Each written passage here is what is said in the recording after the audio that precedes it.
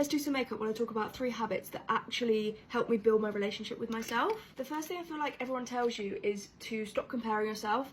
And I personally find that not very helpful when we're human and we are naturally going to be like on social media a lot or compare ourselves to people around us. So what I try and do instead of comparing myself is using people as inspiration, right? So anytime I get like a pang of jealousy or insecurity, it's kind of looking at someone or looking at that situation and being like, what don't I have, or what do I want that that person has, or whatever. I feel like taking comparison and turning it actually into something positive where you can kind of understand more about yourself just can sometimes tell you like what you want and how you want to be, rather than just being jealous and just convincing yourself that someone else is better than you. The next thing is actually listening to my body and like what I actually need, whether that's exercise, whether that's food. And I think everybody has different needs and it's good to understand your own. So what I mean by that is, rather than just pushing my body through really hard workouts or workouts that I hate, I will do a form of movement that I love. Or if I'm just eating foods that I don't like because it fits my macros or my calories, like I don't do that anymore. I eat foods that will obviously fuel me and are really good for me,